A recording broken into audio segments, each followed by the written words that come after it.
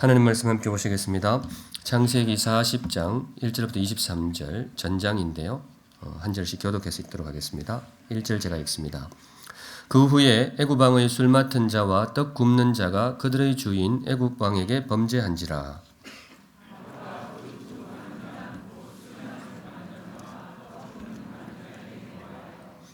그들을 친위 대장의 집 안에 있는 옥에 가두니 곧 요셉이 갇힌 곳이라.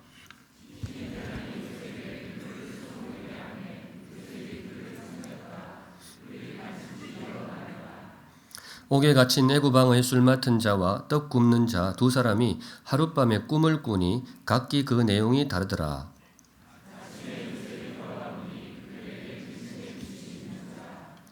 요셉이 그 주인의 집에 자기와 함께 갇힌 바로의 신하들에게 묻되 어찌하여 오늘 당신들의 얼굴에 근심의 빛이 있나이까?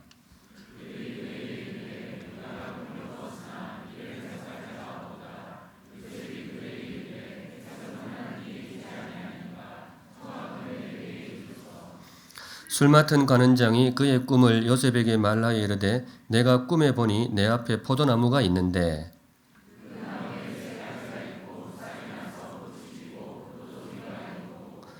내 손에 바로의 잔이 있기로 내가 포도를 따서 그 즙을 바로의 잔에 짜서 그 잔을 바로의 손에 들였노라.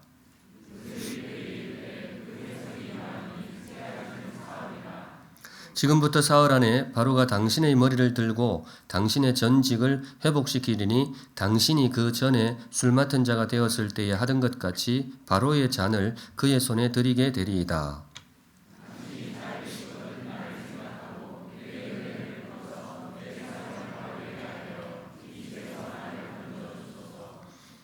나는 히브리 땅에서 끌려온 자요 여기서도 옥에 갇힐 일은 행하지 아니하였나이다.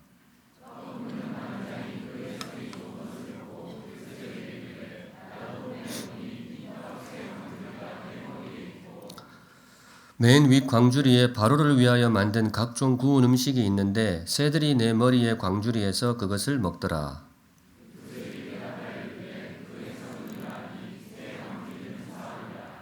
지금부터 사흘 안에 바로가 당신의 머리를 들고 당신을 나무에 달리니 새들이 당신의 고기를 뜯어먹으리이다 하더니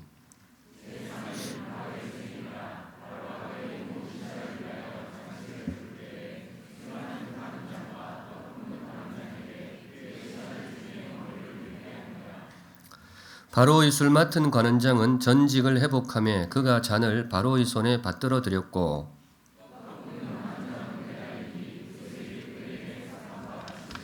같이 읽습니다. 술 맡은 관원장이 요셉을 기억하지 못하고 그를 잊었더라. 아멘. 네, 오늘 이 말씀으로 주님 주시는 교훈을 함께 받도록 하겠습니다. 오늘의 말씀은 사람을 대하는 자세입니다. 사람을 어떻게 대할 것인가, 사람을 대하는 자세에 관해서 주님 주시는 교훈을 받고자 합니다. 사람을 어떻게 대할 것인가, 우리 삶에 굉장히 중요한 이슈이죠. 우리는 늘 사람과 더불어 살아갑니다. 물고기가 물속에 산다면 우리는 사람 속에, 사람과의 관계 속에서 살아가게 됩니다. 그런 의미에서 사람을 어떻게 대할 것인가, 이 주제는 이것하고 똑같다고 볼 수 있어요. 삶을 어떻게 살아갈 것인가, 인생을 어떻게 살아갈 것인가, 우리 삶의 아주 근본을 터치하는 그런 주제라고 할 수 있습니다. 사람을 어떻게 대할 것인가. 그런데 또한 이 주제는 신앙적인 주제이기도 합니다. 신앙생활은 단지 하나님과의 관계에 국한되지 않는단 말이죠. 로마서 설교할 때에 제가 두 번째 시간에 복음의 열매를 묵상한 일이 있는데 복음의 열매, 그때 부제목이 있었는데 관계의 변화 이렇게 제목을 잡았었습니다. 그런데 이 관계의 변화, 여기서 말하는 관계가 뭐냐? 하나님과의 관계가 아니고 사람과의 관계였습니다. 무슨 의미인가 하면 신앙생활은 하나님과의 관계이기도 하지만은 그게 기본이지만은 또한 뭐예요? 사람과의 관계이거든요. 특별히 신앙의 열매가 맺힐 때, 신앙의 열매라고 할 때에는 하나님 앞에서 그 열매가 맺히기도 하지만은 많은 열매가 사람 앞에서 맺히게 됩니다. 그래서 성경은 사람 관계에 굉장히 관심이 많아요. 왜냐하면 그 대목이 우리 신앙의 아주 중요한 부분이기 때문에 그렇습니다. 반듯한 신앙이라고 할 때에 혹은 건강한 신앙이라고 할 때에 단지 하나님과의 관계만 반듯해서는 안 돼요.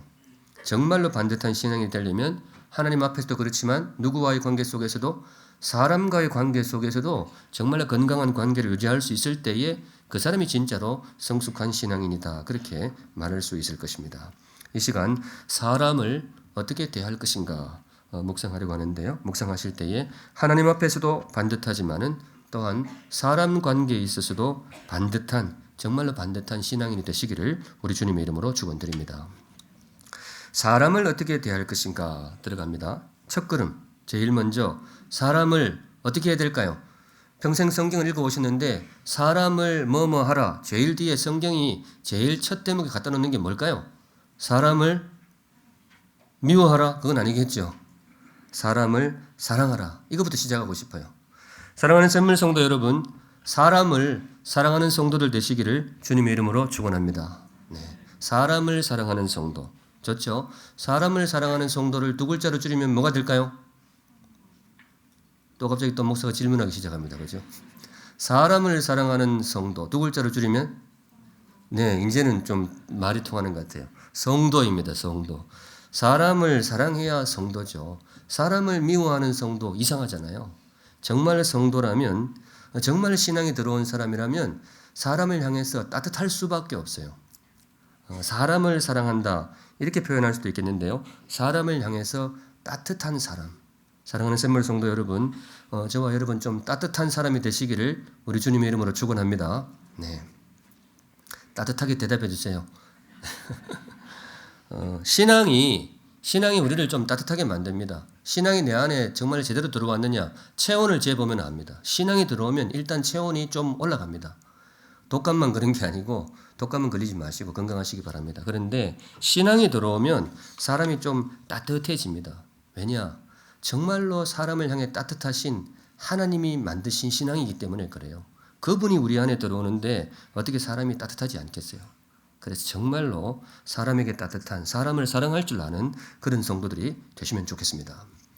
요셉에게서 성도의 향취를 발견합니다. 요셉이 참 따뜻해요. 이분에 대해서 성경이 굉장히 길게 기록을 하고 있는데 창세기 37장부터 50장까지 이분의 삶이 기록이 되어 있는데요. 이분이 사람을 함부로 대하는 장면이 없어요. 사람에게 어떤 해코지를 가한다든가 사람을 아주 얼음장처럼 이렇게 의도적으로 그렇게 대하는 법이 없어요. 물론 나중에 형들의 본심을 알아보기 위해서 좀 시험을 하는 그런 경우도 있지만은 그때에도 요셉의 근본 바탕에는 형들을 향한 따뜻함이 있습니다. 왜냐? 저는 그렇게 믿습니다. 이 사람이 정말로 하나님의 백성이기 때문에 그렇습니다. 이 사람의 삶의 형태가 그래요. 어릴 적에 가족에게도 늘 그랬고요. 노예로 잡혀왔을 때도 사람을 절대로 함부로 대하지 않습니다. 그리고 감옥에 왔을 때에도 오늘 본문에 보시면 감옥 속 일인데요. 6절 우리 함께 읽으실 때에 우리 6절 말씀이 저와 여러분의 삶 속에도 임하게 되시기를 바랍니다. 6절 같이 읽습니다. 시작. 아침에 요셉이 들어가 보니 그들에게 근심의 빛이 있는지라. 여기서 그들이 누구일까요? 관원장들입니다. 그 애굽의 아주 고위직 관리들이죠. 한 사람은 술 맡은 관원장이었고요. 한 사람은 떡 굽는 관원장. 중요한 직책이었습니다. 당시로 아주 고위직 관리였는데 그 감옥에 들어온 거예요. 같이 감옥에 지내게 되는데 뭐 감옥살인데 피차 그냥 살면 되잖아요. 그런데 아침에 들어가 보니 요셉이 들어가 그들을 보니 그들에게 근심의 빛이 있는지라. 이게 요셉의 눈에 들어온 거예요. 성도 여러분, 이게 왜 눈에 들어왔을까요? 어느 날 쭉 왔는데 어떤 사람이 얼굴이 좀 어두워요. 근데 그게 내 눈에 확 들어오는 거예요. 이건 뭘까요? 이건 사랑이죠. 관심이잖아요. 이 감옥소잖아요. 감옥소에서 그냥 서로 지내면 되지. 그걸 뭘 살펴요. 그냥 시키는 일이나 하고 물도 오라가면 물도 그렇게 하면 되지. 그런데 요셉은 그렇게 안 했던 거예요. 바라기는 성도 여러분, 우리 샘물교회는 그런 교회가 되었으면 좋겠어요. 서로의 얼굴에 근심의 빛이 있는지를 살피는 교회가 되기를 우리 주님의 이름으로 축원합니다. 네, 좀 그러고 살았으면 좋겠어요. 그냥 앞만 쳐다보지 마시고. 제 얼굴에는 오늘 근심의 빛이 있습니까? 없습니까? 없습니까? 자세히 보세요. 자세히. 네, 괜찮습니다. 옆에 분도 한번 보실까요? 옆에 분 어떻게 얼굴이 괜찮으세요? 네. 저는 이런 교회가 되었으면 좋겠습니다. 저는 우리 샘물교회가 뭐 앞서 나가는 교회, 개혁적인 교회 다 좋은데 제가 바라는 교회는 우리 샘물교회가 좀 따뜻한 교회가 되었으면 좋겠어요. 온도계를 딱 꽂아 놓으면 적어도 사람 체온 이상 나는 교회, 사람 온기가 느껴지는 그런 교회가 되면 좋겠습니다. 제일 기본적으로 누군가에게 근심이 있으면 알아봐 주는 교회, 그리고 또 그 사람에게 다가가서 혹시 뭐 어려운 일이 있으세요? 그렇게 한번 물어봐 주는 교회, 그런 교회가 되면 좋겠습니다. 어떠세요? 여러분들 그렇게 되기를 바라십니까? 네, 그러시면 좋겠어요. 물론 가끔은 모른 척 해줄 필요도 있어요. 뻔히 아는데 괜히 가가지고 무슨 속을 긁어놓을 건 없잖아요. 그냥 그럴 때에는 모른 척 해주는 따뜻함도 있으면 좋겠어요. 그런데 또 그런 것도 있지만은 어려운 일이 있으면 같이 기도하겠습니다. 손 한번 잡아주고 그런 교회가 되었으면 좋겠습니다. 그런 의미에서 사랑하는 샘물 성도 여러분, 우리 샘물 교회는 눈빛이 따뜻한 교회가 되시기를 우리 주님의 이름으로 축원합니다. 뭐가 따뜻한다고요? 눈빛이. 제가 그 찬양 가사 지을 때 사람을 남기는 그 삶 노래할 때 내 눈빛에 힘을 얻고 그거 넣었잖아요. 사람 눈빛이 참 중요하거든요. 말하는 것도 중요하지만은 이 따뜻한 눈빛으로 한번 바라봐 주는 거 이거 참 중요하다고 생각해요. 나중에 제가 천국 가서 이분 눈을 확인해 봐야 되겠지만은 요셉은 눈빛이 참 따뜻하지 않았을까 그런 생각이 듭니다. 사람을 사랑하라. 근데 이제 사람에 대한 따뜻함에 대해서는 성경만이 아니고 바깥 분들도 그런 소망이 있나 봐요. 이건 일반 에세이집에서 제가 이 글을 읽었는데 괜찮아서 기억을 하고 있습니다. 사람은 사용의 대상이 아니라 사랑의 대상이다. 괜찮습니까? 네, 문장이 참 괜찮더라고요. 약간 언어 유희를 넣은 것 같아요. 사람은 사용의 대상이 아니고 사랑의 대상이다. 사람을 너무 사용하려 들지 말라는 거예요. 저 사람한테 내가 뭐 챙길 거 없나, 유익을 챙길 게 없나, 그렇게 하지 말고 애초에 사람은 그런 용도로 만든 게 아니에요. 사람은 사용의 대상이 아니고 뭐 하는 대상이라고요? 사랑의 대상이다. 이 물건을 쓸 때에 용도에 틀리게 쓰면 좀 사고가 생기잖아요. 핸드폰 가지고 망치로 쓰면 안 된단 말이죠. 핸드폰도 버리고 뭐 하여튼 다 버리게 되잖아요. 사람도 마찬가지. 하나님께서 사람을 지으실 때에는 유익 챙기라고 그렇게 지으신 게 아니고 사랑하라고 그렇게 지으셨다는 겁니다. 사랑하는 샘물 성도 여러분, 우리 샘물교회 사랑으로 가득한 따뜻한 교회가 되시기를 우리 주님의 이름으로 축원합니다. 네, 여러분이 제일 먼저 그렇게 따뜻한 사람이 되시면 좋겠습니다. 한 걸음 더 나아가면 이제 두 번째, 이제 정말로 본격적으로 오늘 본문 속으로 들어가게 되는데요. 사람을 어떻게 대할 것인가. 이 두 번째 대목은 조금 어둡습니다. 오늘 설교 제목입니다. 사람을 뭐 하지 말라? 사람을 의지하지 말라. 혹시 좀 공감이 되십니까? 네. 쉽게 풀면 사람 너무 믿지 말라는 거예요. 오늘 본문을 통해 주님 주시는 메시지가 그겁니다. 사람을 사랑하는 것 좋은데 사람을 너무 의지하지는 마라. 사람을 너무 믿지는 마라. 그러면 마음이 아픈 일이 생길 수가 있다. 하나님의 염려 섞인 조언이 되겠습니다. 요셉의 삶을 통해서 주님 주시는 삶의 지혜인데요. 요셉이 사람을 의지합니다. 오늘 본문에 보시면 요셉이 사람한테 기대요. 이분이 힘들었거든요. 감옥에 들어와 있단 말이죠. 얼마나 힘들었겠어요. 감옥도 힘들고 억울해서 더 힘들어요. 억울하게 들어갔단 말이죠. 그러니까 앞날은 또 캄캄하고 막막하고 참 어떻게 될지 모르겠는데요. 갑갑해요. 그런데 어느 날 요셉 앞에 한 줄기 빛이 보이는 거예요. 어떤 사람이 감옥으로 들어왔는데 애굽에 아주 고위직 관리가 들어왔어요. 그런데 감옥 속에서 이상한 인연을 통해 가지고 아주 좋은 관계를 맺게 됩니다. 이렇게 물론 이제 감옥 맡은 친위대장 그 책임자가 그래도 감옥에 들어와도 좀 관리니까 요셉 보고 잘 살피라 해가지고 요셉이 아주 지극정성으로 섬기고 있었는데 특별히 오늘 꿈 사건이 벌어져요. 이 관리들이 꿈을 꾸었는데 분명히 무언가 메시지가 있는데 무슨 뜻인지 잘 모르겠는 거예요. 그런데 그때 그 꿈을 요셉이 해몽을 해줍니다. 하나님께서 요셉에게 은사를 주셨는데 꿈을 풀이하는 그런 은사를 주셨나 봐요. 그걸 가지고 해몽을 해주는데 이 해몽이 아주 좋아요. 곧 사흘 안에 이 감옥에서 나갈 꿈입니다. 나가서 옛날에 맡으시던 그 직책을 다시 얻게 될 복직이 될 꿈입니다. 이렇게 요셉이 풀어주는 거예요. 사실 빈말이라도 얼마나 기분이 좋아요. 꿈꾸는데 다시 나간다 그러니까. 그런데 실제로 사흘 뒤에 뭐예요? 그대로 이루어지게 됩니다. 물론 한 사람은 나무에 달려 죽게 되지만 어쨌든 술 맡은 간원장은 참 기분 좋게 요셉의 꿈 해몽대로 나가게 된 거예요. 얼마나 기분이 좋았겠어요.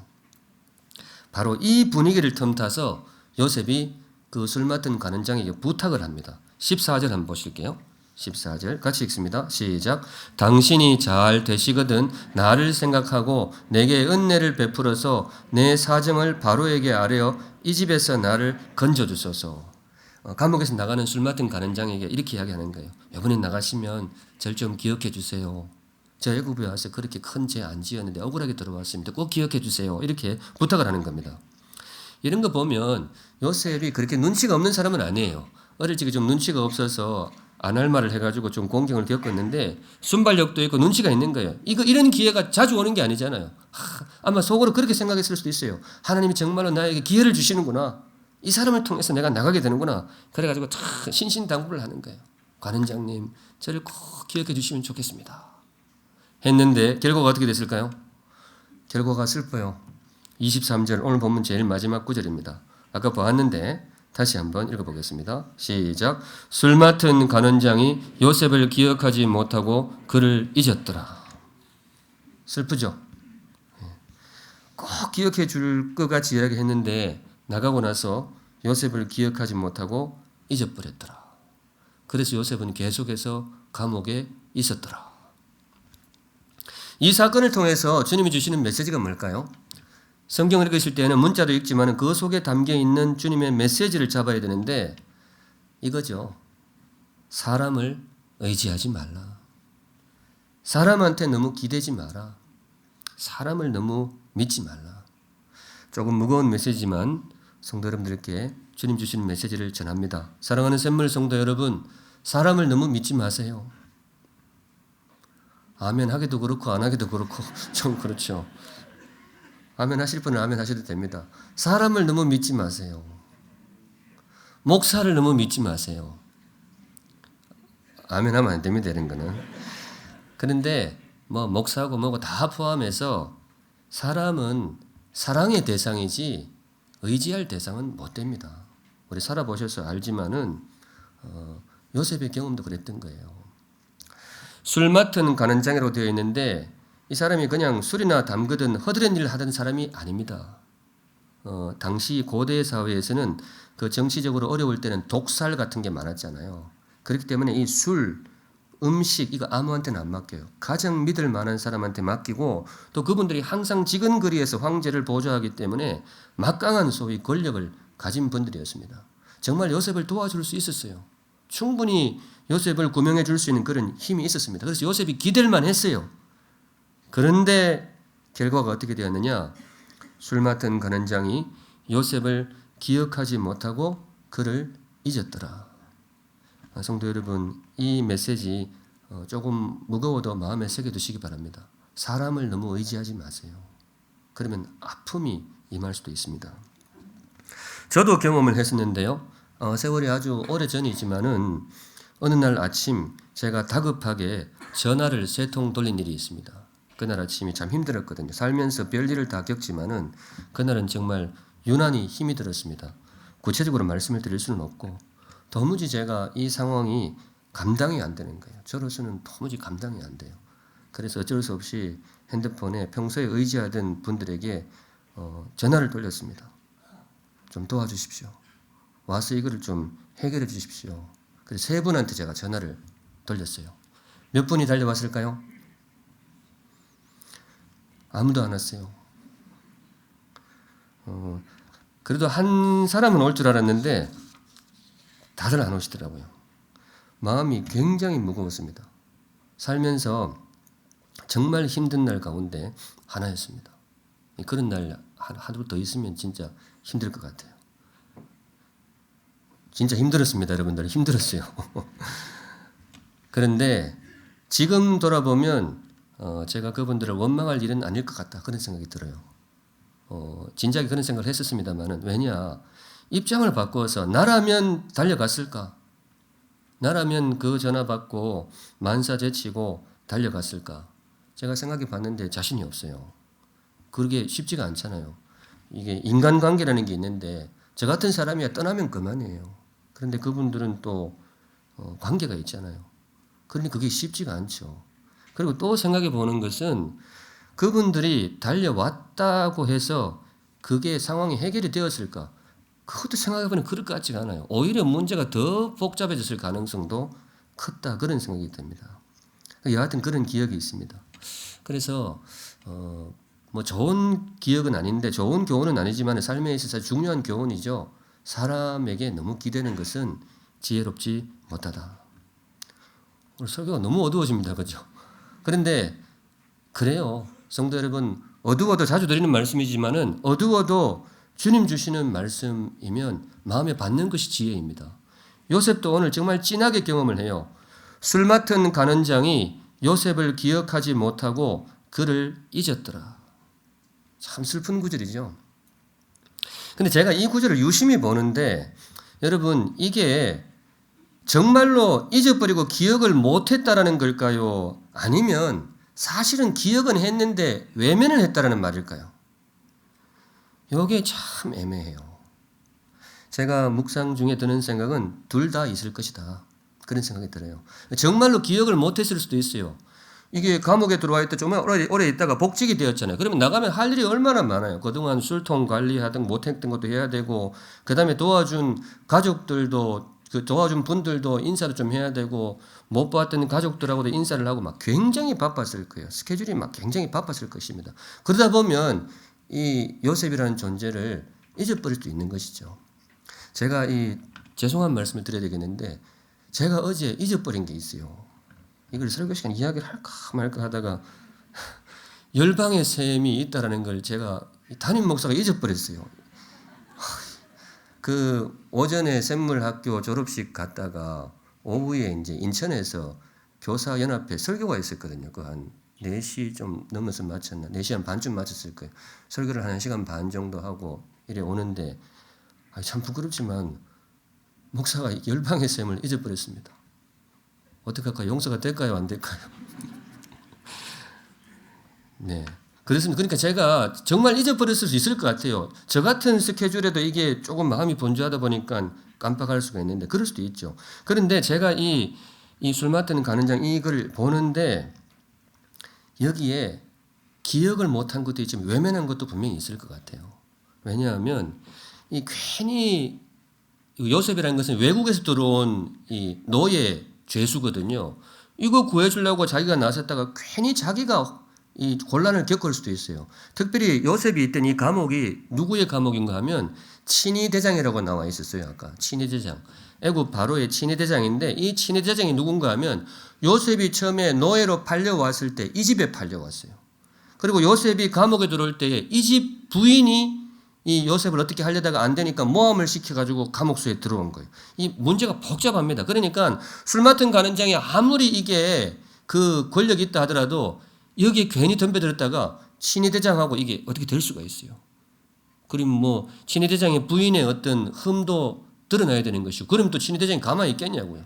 증거 있냐 이래 되면 또 복잡해지는 거예요. 아마 그래서 제가 보기에는 이분이 분주해서 망각한 것도 있겠지만은 기억을 했지만은 외면한 것도 분명히 있을 것이다. 성도 여러분, 근데 이 술금 맡은 관원장이 특별히 나쁜 사람이냐, 정말로 사악한 사람이냐, 그럴까요? 그렇지는 않은 것 같아요. 저는 이분을 그렇게 이렇게 나무랄 생각은 없어요. 인간이라서 그러는 거예요. 제가 이 입장에 들어가서도 그게 쉽지 않았을 것 같습니다. 그러니까 성도 여러분, 우리 살면서 그거 좀 감안하고 사시면 좋겠어요. 사람은 연약한 거예요. 사람은 다 약한 거예요. 그러니까 사람을 사랑하고 사람을 따뜻하게 대하는 것은 좋은데 너무 기대지는 마세요. 언젠가 제가 믿음을 묵상한 적이 있습니다. 믿음이란 무엇인가? 로마서 설교하면서 믿음이란 무엇인가를 묵상했는데 그 첫 가르침이 혹시 기억이 나십니까? 믿음이 뭐냐? 첫째, 믿음은 나의 무엇을?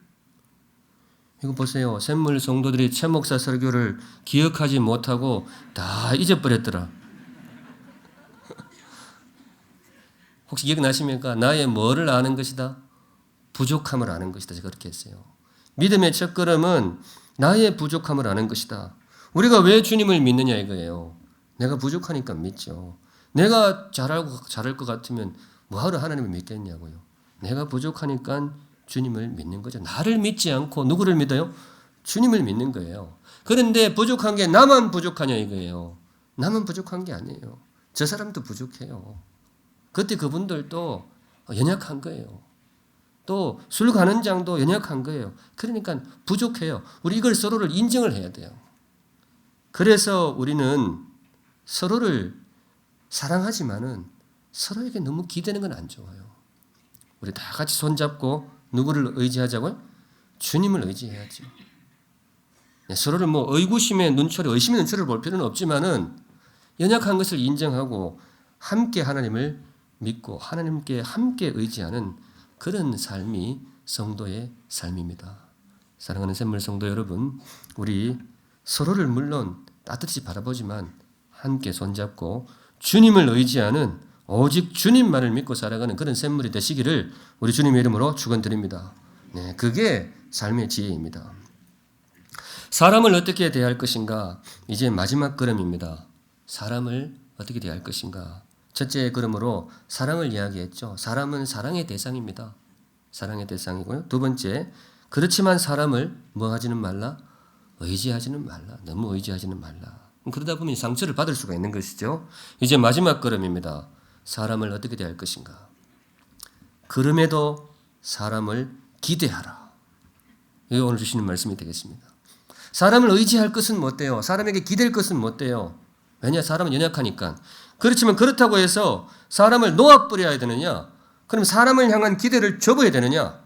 그건 지혜롭지도 못하고 그건 성도답지도 못합니다. 성도의 삶은 어떤 삶이냐? 사람에게 실망하기도 하고 사람에게 상처를 입기도 하지만은 그럼에도 불구하고 끝까지 사람을 뭐예요? 기대하는 것. 끝까지 사람을 믿어주는 것. 끝까지 사람을 기대하는 것. 이것이 성도의 삶이 되겠습니다. 바로 우리 주님이 그렇게 사셨어요. 우리 예수님이 바로 그렇게 사셨습니다. 요한복음 2장 24절에 참 묘한 대목이 나옵니다. 성경 읽으면서 참 인상 깊게 기억하는 구절인데요. 같이 읽습니다. 시작. 예수는 그의 몸을 그들에게 의탁하지 아니하셨으니 이는 신이 모든 사람을 아심이요. 이거 의탁 대신에 의지로 바꾸어도 좋아요. 예수님은 예수님의 삶, 예수님의 몸을 그들에게 혹은 제자들에게, 사람들에게 의탁하지 않았어요. 사람들을 의지하지 않았어요. 이유가 뭐죠? 친히 모든 사람을 아심이요. 사람을 아시는 거예요. 사람의 연약함을 아십니다. 사람의 부족함을 아시는 거예요. 그러니까 주님은 사람을 의지하지 않으셨어요. 그런데 그렇다고 해서 주님이 그러면 사람은 버리고 혼자 사셨느냐? 그렇지 않습니다. 그렇다고 해서 주님이 사람 놔두고 혼자 사역하셨느냐? 그렇지 않습니다. 주님은 사람에게 의지하진 않으셨지만은 끝까지 사람을 기대합니다. 사람에게 의지하지 않으셨지만은 사람을 향한 기대까지 접지는 않습니다. 끝까지 사람을 기대하셨어요. 주님은 사람을 잘 아시지만은 이 땅에 오셨을 때 제일 먼저 누구를 찾아가셨느냐? 누구를 찾아갔을까요? 사람을 찾아가셨어요. 이 땅의 공생애를 시작하실 때에 사람의 연약함을 누구보다 잘 알지만은 제일 먼저 사람을 찾아가셨어요. 베드로가 배신할 줄 주님은 아셨지만은 끝까지 주님은 베드로와 함께 하셨어요. 심지어 배신을 당하고 나서도 3번이나 베드로가 예수님을 모른다고 부인을 하고 배신을 했잖아요. 그러면 접을만 하잖아요. 그런데 우리 주님은 그렇게 안 합니다. 베드로의 목숨이 붙어 있는 한 다시 베드로를 찾아가셔서 베드로에 대한 기대를 표현해 주십니다. 그 대목이 뭔가 하면 요한복음 21장에 우리 주님이 베드로에게 3번이나 물으시잖아요. 시몬의 아들 베드로야, 베드로야. 요한의 아들 시몬, 요한의 아들 시몬, 베드로야, 베드로야. 네가 나를 사랑하느냐? 그건 물으시잖아요. 네가 나를 사랑하느냐? 이건 무슨 뜻이겠어요? 정말 베드로야, 네가 나를 사랑하느냐? 그거 확인하고 있을까요? 물론 그것도 있지만은 그 이면에 주님의 음성이 이런 음성이 있는 거죠. 베드로야, 나는 아직 너를 포기하지 않았다. 나는 너에 대한 기대를 접지 않았다. 네가 하루 저녁에 3번이나 나를 모른다라고 부인을 했지만은 나는 너에 대한 기대를 아직 접지 않았다. 다시 한번 너를 믿어보고 싶다. 나하고 같이 할 수 있겠느냐? 이 질문이에요. 그걸 모아서 베드로야, 네가 나를 사랑하느냐? 베드로도 그 정도 눈치는 있거든요. 자기 같으면 자기 같은 사람 버릴 것 같은데 주님이 다시 찾아오셨단 말이죠. 그러니까 차마 함부로 대답은 못하고 주님, 내가 주님을 사랑하는 줄 주님이 아십니다. 주님 한 번 더 믿어주시면 제가 다시 해보고 싶습니다. 바로 그 베드로에게 주님께서 영혼을 돌보는 사역을 맡기게 됩니다. 성도 여러분, 저와 여러분도 사람을 대할 때 주님처럼 대했으면 좋겠습니다. 혹시 사람에게 상처받으신 분 있으십니까? 있겠죠. 살면서 상처 안 받는 사람이 어디 있겠어요. 그런데 혹시 여러분 때문에 상처받은 분 없을까요? 그것도 있을 거예요. 저도 저한테 상처를 주신 분 많지만 제가 모르게 상처를 드려서 저 때문에 힘들어하신 분도 많이 있겠죠. 그게 인생이니까 그래요. 인생이 그렇잖아요. 그런데 성도 여러분, 그럴 때에 우리 주님의 걸음을 걸어갈 수 있기를 바랍니다. 뭐냐? 사람에게 기대지는 말고 끝까지 기대할 수 있기를 바랍니다. 이거 신경 써서 만드는데 문장이 괜찮은가요? 사람에게 기대지 말고 끝까지 기대하라. 기대는 것하고 기대하는 것은 좀 다르잖아요. 의지하지는 않지만은 사람을 향한 기대를 접지 않는 거죠. 우리 주님이 그렇게 했습니다. 그렇게 사람에게 상처를 많이 입고도 배신을 당하고도 그렇게 죽임을 당하고도 사람에 대한 기대를 접지 않아요. 그게 주님이고 그게 우리를 향한 주님의 사랑이었단 말이죠. 저와 여러분도 그렇게 살았으면 좋겠어요. 제가 보니까 요셉도 그런 것 같아요. 요셉이 오늘 마지막 40장 23절에 술 맡은 가는장이 요셉을 잊어버렸더라. 그러면 뒷부분에 뭐가 나와야 되는가 하면 요셉이 떼굴떼굴 굴러야 되거든. 사람이 어떻게 이럴 수가 있냐고 말이지. 어떻게 이럴 수 있냐고. 나와야 되는데 그게 안 나와요. 물론 성경이 모든 것을 기록할 수는 없으니까 요셉이 힘들어하는 걸 안 기록했을 수도 있는데 제가 보기 꼭 그런 것 같지는 않아요. 37장부터 50장까지 요셉의 삶이 쭉 기록이 되는데 요셉에게는 그런 장면이 잘 안 나와요. 사람에게 상처를 누구보다도 많이 받은 사람인데 그렇게 힘들어하진 않아요. 다시 용기를 내고 다시 사람에게 다가가고 나중에 보면 그 형들에게 대해서도 그래요. 그렇게 자기를 돈 받고 팔아버렸던 형들인데 형들의 마음을 다시 한번 알아보고 다시 형들을 품는 요셉의 모습을 보게 됩니다. 참 구약학자들이 요셉을 일컬어서 예수님의 예표라 그러거든요. 예수님이 그림자였다 그러는데 그렇게 부를만해요. 사랑하는 샘물 성도 여러분, 저와 여러분도 그럴 수 있기를 바랍니다. 상처가 있어도 사람을 향한 기대를 접지 않는 성숙함, 그게 우리 안에 있으면 좋겠습니다. 저도 그렇게 하려고 합니다. 그날 일도 있었고 저도 살면서 사람에 대한 상처가 좀 있어요. 이 설교단에서 입에 담기 힘든 말도 들린 적이 있었어요. 참 힘들었습니다. 얼굴이 좀 힘들어 보이지 않으세요? 있었어요. 그래서 참 용서가 안 되기도 하는데 오늘 말씀 받으면서 저도 새로운 마음을 품으려고 합니다.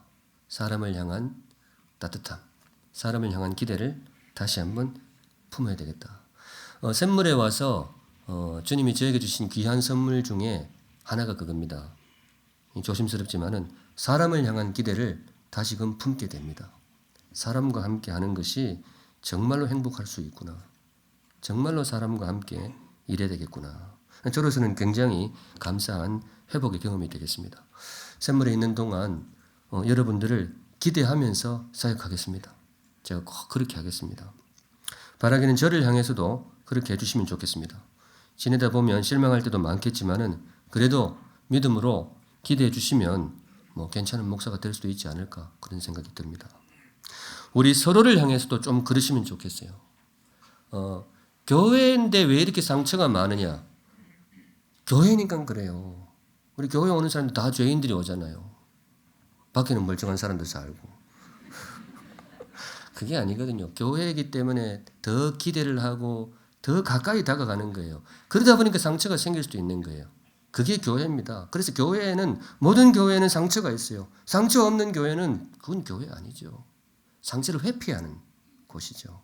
그런데 상처가 있지만은 그렇지만은 다시 한번 서로를 향해서 마음을 열고 예수님이 베드로를 찾아가셨듯이 다시 한번 내 마음을 열고 그래야 교회 아니겠어요.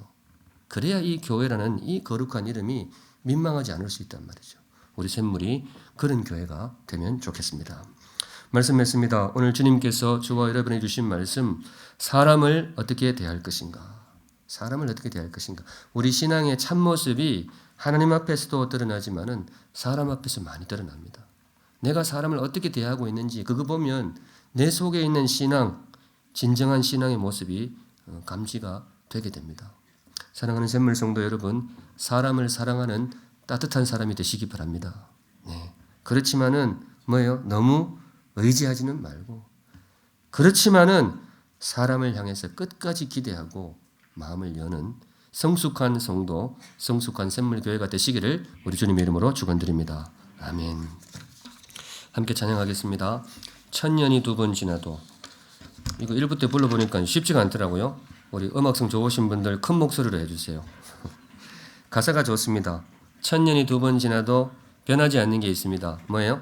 당신을 향한 하나님의 사랑. 그리고 마지막 부분에 보시면 하나님의 사랑을 우리를 통해서 드러내기를 원하신다. 그런 내용이 있습니다. 우리 마음에 새기시면서 찬양하겠습니다. 거룩하신 하나님 아버지, 온 성도들과 함께 주님 앞에 결단하며 기도합니다. 용서하겠습니다. 주님, 상처를 준 사람들 용서하겠습니다. 그리고 내가 또 누군가에게 입힌 상처가 있다면 주님 그분들의 마음을 어루만져 주시옵소서. 다른 인생이라서 그렇습니다. 짐승이었으면 상처를 줄 일도 없고 그랬을 것인데 인간이기에, 연약한 인간이기에, 머리는 좋고 마음은 따르지 않는 인간이라서 그렇습니다. 주님 용서하고 또 용서받기를 원합니다. 사람을 사랑하면서 살겠습니다. 주님, 사람에게 실망할 때도 있지만은 절대로 기대를 접지는 않겠습니다. 그렇게 너무 상처받지 않기 위해서 사람을 너무 의지하지 않고 주님을 믿어야 된다는 것, 그 지혜도 기억하며 살겠습니다. 어떻게 하든 걸음 속에서 사람을 향해서 마음을 닫지 않겠습니다. 부족한 인생들이지만은 함께 마음을 열면 정말로 귀한 공동체를 이룰 수 있고 정말로 주님 앞에 한 걸음 더 다가갈 수 있다는 것을 믿습니다. 우리 샘물이 그런 교회가 되게 하여 주시옵소서. 거룩하신 하나님 아버지, 사랑하는 성도들 하나님 앞에 정성으로 헌물을 올려드립니다. 주님 기쁘게 받아 주시옵소서. 고백의 헌물도 있고 감사의 헌물도 있고 소망과 기도의 제목을 담은 헌물도 있습니다. 주님 세밀하게 읽어보시고 우리 성도들의 마음을 위로하시며 가장 복되고 선한 길로 인도하여 주시옵소서. 지금은 우리 구주 예수 그리스도의 은혜와 하나님 아버지의 그 크신 사랑과 성령 하나님의 인도 교통하심이 이 자리에 모인 모든 주의 사랑하는 백성들 머리 위에 이제로부터 영원까지 항상 함께 계실지어다. 아멘.